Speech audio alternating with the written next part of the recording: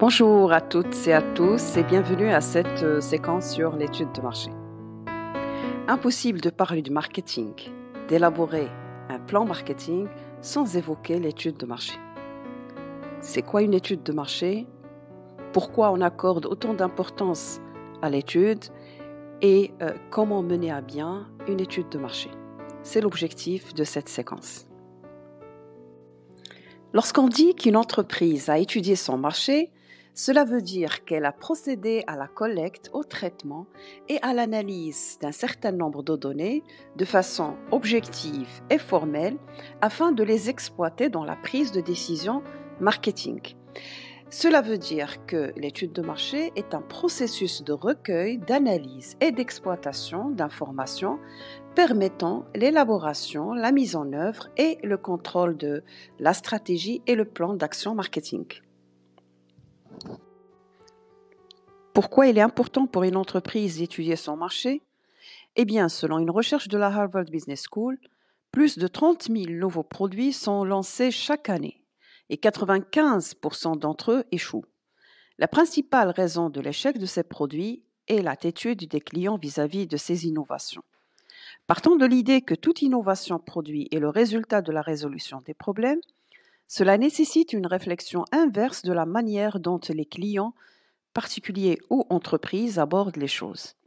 Les entreprises qui ont eu le plus grand succès suivent de très près les problématiques clients. Pour identifier les caractéristiques produits les plus pertinentes, il est donc essentiel de disposer des informations fiables pour bien comprendre les attentes du client. Doit-on comprendre que l'entreprise n'aura pas à faire des études de marché après le lancement du produit? Pas du tout, car elle sera confrontée aux problèmes de décision tout au long du cycle de vie du produit. Ces décisions sont d'ordre stratégique portant sur la technologie, le marché, ou encore opérationnelles portant sur le produit, le prix, la politique de communication, sa présence sur le web, sa politique de promotion ou encore de distribution. Une première étude que l'entreprise peut faire, c'est la recherche d'idées à l'aide de groupes de créativité, ce qu'on appelle le brainstorming, ou encore des groupes de créativité basés sur des experts ou des clients comme source d'idées. L'entreprise peut procéder également au test de concept, qui est un moyen efficace pour faire évoluer un concept en cours de définition, en considérant l'avis et le degré d'intérêt de futurs utilisateurs, en leur présentant le concept pour obtenir leur réaction. Concrètement, il s'agit de recueillir l'avis sur un concept précis auprès d'un échantillon représentatif de la population cible à qui le futur produit ou service est destiné. Il permet de mesurer la viabilité marketing d'un nouveau concept. Le test fait l'objet d'un questionnaire intégrant un descriptif rapide et simple du concept pour le présenter, puis une série de questions ouvertes pour laisser la possibilité à l'interviewé de s'exprimer librement. Ces questions portent à la fois sur les fonctionnalités attendues et sur le prix que la cible est prête à payer pour le service rendu. Les recherches ont démontré que 60% des produits échouent au niveau de l'étape du test de concept.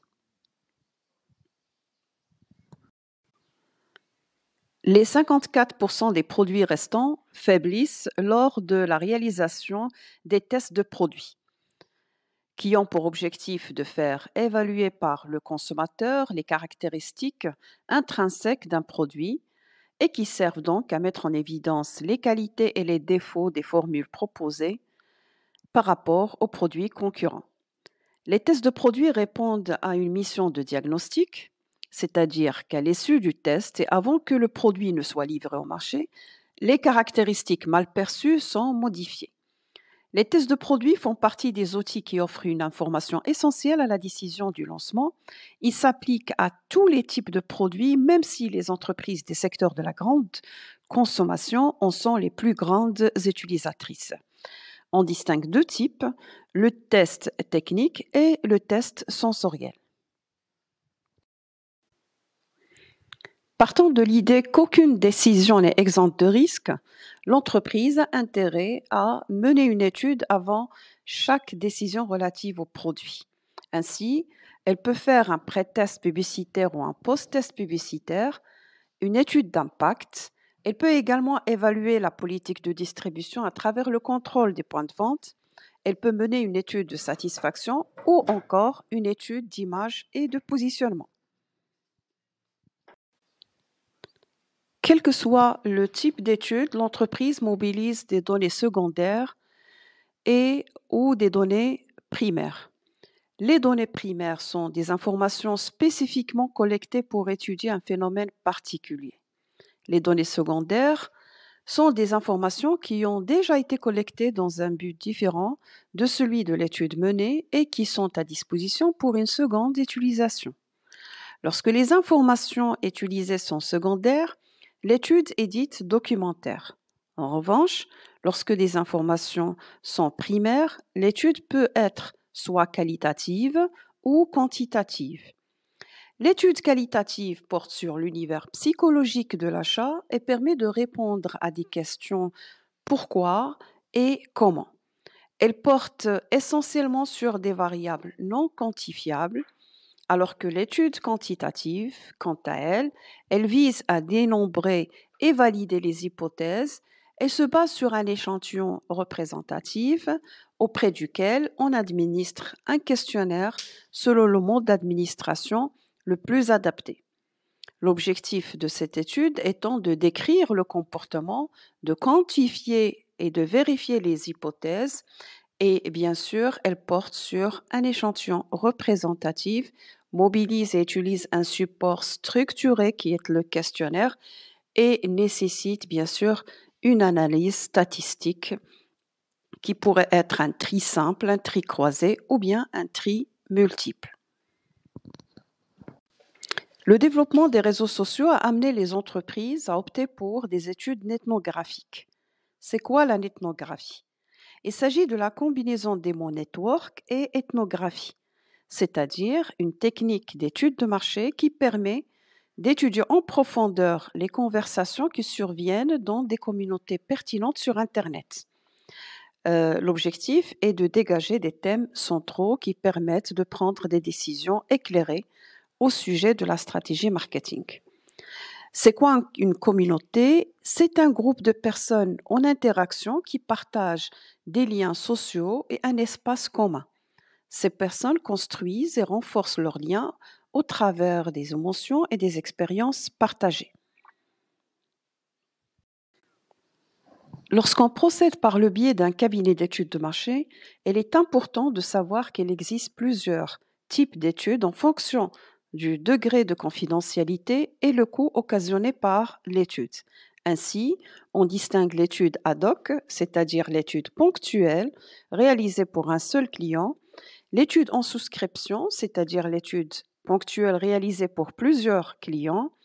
Nous avons également l'étude omnibus, c'est-à-dire une étude périodique multi-client. Chaque client achète le nombre de questions qu'il souhaite. Le panel renvoie à l'étude périodique réalisée à intervalles réguliers pour plusieurs clients sur une population identique. Enfin, le baromètre, c'est-à-dire une étude qui présente les mêmes caractéristiques que le panel, mais le nombre de questions est plus limité. Maintenant, comment réaliser une étude de marché? Pour réaliser une étude, on passe généralement par 5 étapes. La première est la phase de cadrage. Il s'agit de définir précisément votre objectif. Qu'est-ce qu'on cherche à savoir sur le client? Une définition trop large permet de récolter des informations intéressantes, mais peut-être sans lien avec l'objectif. Le manager n'aura pas la possibilité de prendre des décisions en toute connaissance de cause. À l'inverse, une définition trop étroite risque de faire oublier certains éléments importants. Mieux l'objectif sera défini, plus on pourra en réduire les coûts à l'essentiel. La deuxième étape est celle du plan d'étude, c'est-à-dire le choix de la méthode la plus adaptée l'identification de la population cible et l'échantillon à interroger, et la conception du support qui sera utilisé dans la collecte des informations. Et c'est l'objet de la troisième phase. La collecte de l'information, c'est généralement la plus coûteuse pour l'entreprise. La quatrième phase est celle de l'analyse des résultats. Cette étape vise à dégager la signification des résultats obtenus et la réalisation des tableaux croisés pour faire apparaître des relations significatives et le calcul des coefficients de corrélation. On peut finalement utiliser des techniques multivariées telles que l'analyse discriminante ou l'analyse factorielle des correspondances. Enfin, la dernière étape est la présentation des résultats obtenus. Cette phase est la rédaction du rapport qui présente les résultats et les recommandations. On retient donc que l'étude de marché peut constituer une clé de succès des nouveaux produits, mais pas que. Elle n'est pas réservée à la création ou au lancement de nouveaux produits. C'est aussi un outil essentiel pour faire évoluer l'activité, pour développer les produits déjà commercialisés et pour identifier de nouvelles opportunités, en particulier pour faire face à une crise, au mieux répondre aux consommateurs dont les attentes ont changé. On retient aussi que l'étude se base sur des données secondaires et des données primaires, que le chargé d'étude doit choisir entre l'étude qualitative et quantitative, ou bien opter pour les deux. Le chargé d'étude doit également choisir entre l'étude ad hoc, l'étude omnibus, le panel ou baromètre. Et enfin, pour avoir des informations fiables, il faut respecter les 5 étapes de la démarche présentée.